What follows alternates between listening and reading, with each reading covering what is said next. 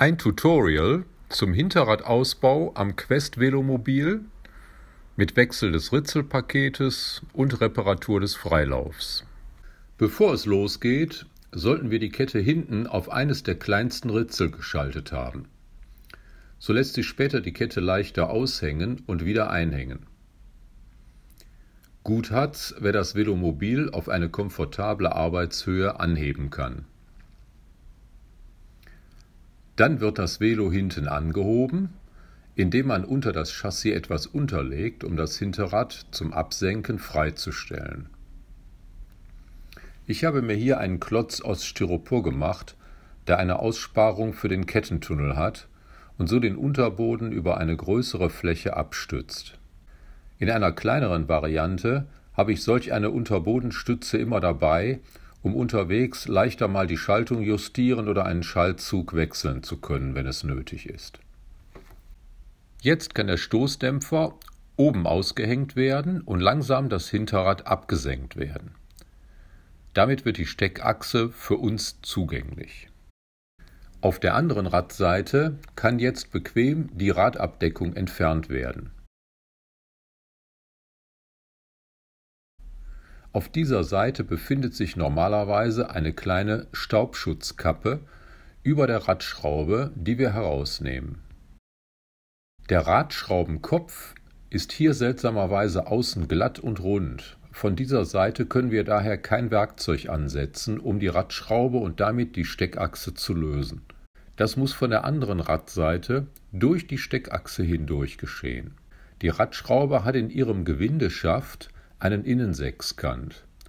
Nur über den kann man die Schraube lösen. Dazu benötigen wir diesen überlangen Sechskantschlüssel, der genauso wie der Abzieher für die Steckachse von velomobil.nl mit dem Quest zusammen ausgeliefert wird.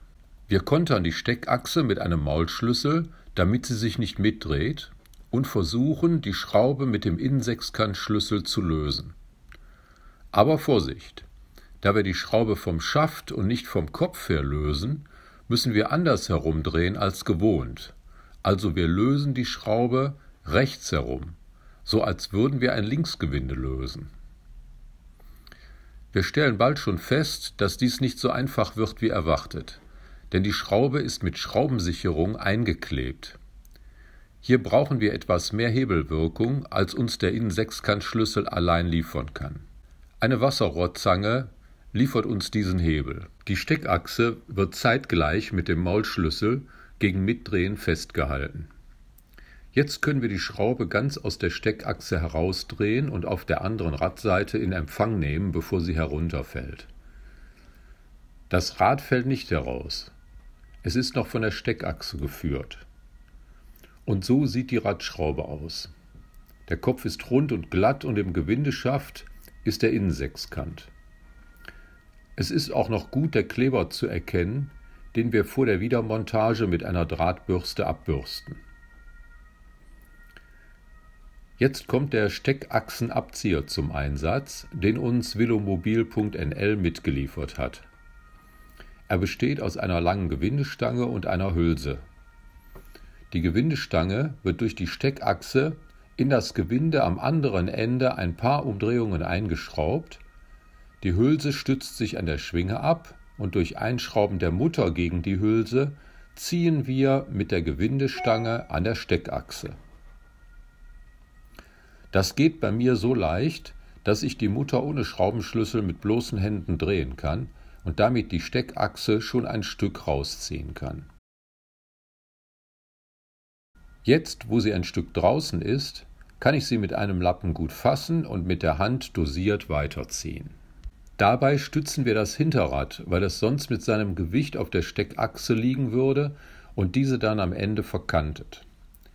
Die Steckachse sollte zunächst nur so weit herausgezogen werden, dass das Rad frei ist, aber das Ritzelpaket noch auf der Steckachse verbleibt. Je nach Reifenbreite kann es hilfreich sein, die Luft aus dem Reifen zu lassen, um das Rad noch weiter nach links im Radkasten verschieben zu können, denn wir müssen an einer Hülse zwischen Rad und Ritzelpaket vorbei, bevor das Rad herausgenommen werden kann. Das sollte normalerweise gehen, aber ich habe dummerweise schon die Steckachse ganz herausgezogen, sodass sich jetzt eine Hülse verkantet.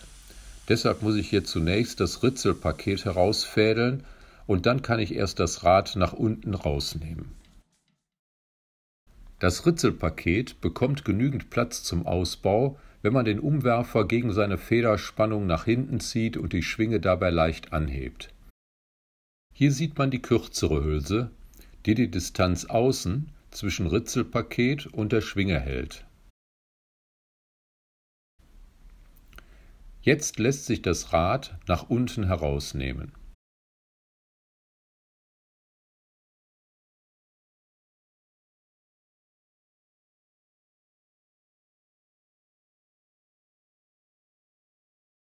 Zwischen dem Rad und der Innenseite des Ritzelpakets befindet sich eine zweite, etwas längere Distanzhülse.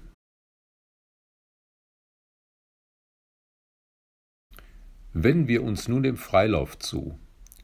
Den habe ich bei meinem ersten Montageversuch des Hinterrades leider beschädigt. Man sieht hier, dass 2 von 3 Zahnpaaren abgebrochen sind.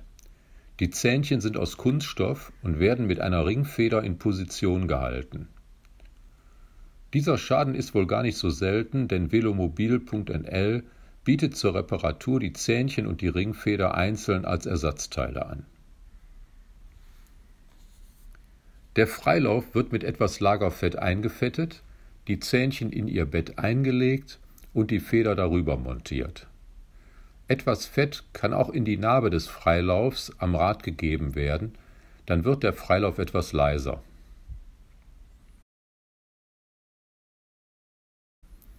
Dann wird noch die Steckachse gereinigt und neu eingefettet zur Wiedermontage.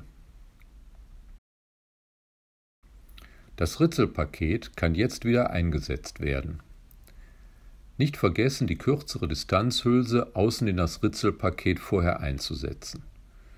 Bei zurückgehaltenem Umwerfer und leicht angehobener Schwinge führen wir das Ritzelpaket zwischen Chassis und Umwerfer wieder ein. Die Ritzel müssen so unter den oberen Kettenstrang eingesetzt werden, dass die Kette hinten über das Ritzel läuft. Wenn die Kette beim Einsetzen des Ritzelpaketes nicht richtig geführt ist, muss sie nachher umständlich geöffnet, entfernt und neu eingefädelt werden. Die Schwinge muss jetzt dauerhaft etwas angehoben werden, damit der empfindliche Freilauf durch das Langloch im Chassis nach innen überschauen kann, ohne dabei auf der unteren Langlochseite aufzuliegen. Schon dabei kann man den Freilauf unbeabsichtigt beschädigen. Die Steckachse schiebt man jetzt erst einmal nur so weit hinein, bis sie das Ritzelpaket trägt. Ich stütze die Schwinge mit einem Holz, damit der Freilauf nicht am Chassis aufsitzt und später bei der Radmontage dort verkantet. Jetzt würde eine Montage am seitlich liegenden Velomobil sicher einfacher werden. Aber ich gebe weiterhin der stehenden Montage den Vorzug wegen der besseren Zugänglichkeit und Sichtbarkeit der kritischen Teile. Das Rad mit der langen Hülse zum Ritzelpaket kann jetzt wieder im Radkasten eingesetzt werden. Es muss in der richtigen Höhe senkrecht vor dem Ritzelpaket ausgerichtet und unterstützt werden, bevor wir mit ganz vorsichtigen Hammerschlägen die Steckachse durch die Hülse in die Radlager des Rades eintreiben. Dabei dürfen die Zähnchen des Freilaufs keinen Druck von der Radnabe erhalten. Wenn die Steckachse ganz eingeführt ist, kommt der kritische Moment, die Freilaufzähnchen in die Narbe einzuführen, ohne diese zu beschädigen. Mit einem flachen Blech oder Schraubenzieher müssen die Zähnchen gegen den Druck der Ringfeder angelegt werden, während das Rad weiter aufgeschoben wird. Eine leichte Drehung des Ritzelpaketes hilft dabei, die empfindlichen Zähnchen einrasten zu lassen. Wenn alle 3 Zahnpaare am Umfang in der Narbe eingetaucht sind, ist der Spalt geschlossen und das Rad lässt sich im Freilauf frei vorwärts drehen. Jetzt kann die Radschraube, die das Rad auf der Steckachse festhält, auf der anderen Radseite wieder eingesetzt werden. Die alten Reste der Schraubensicherung haben wir mit einer Messing- oder Drahtbürste entfernt und geben jetzt etwas neue Schraubensicherung auf das Gewinde. Eine mittelfeste flüssige Schraubensicherung, wie zum Beispiel Loctite 243, ist dafür gut geeignet. Mit den Fingern die Schraube eindrehen, bis das Gewinde angeschnäbelt hat, und dann kann mit dem langen Inbusschlüssel, diesmal links herum, die Schraube ganz in die Steckachse eingedreht werden. An diesem Punkt sollte man das Hinterrad noch einmal vorwärts drehen, um sich der einwandfreien Funktion des Freilaufs zu versichern.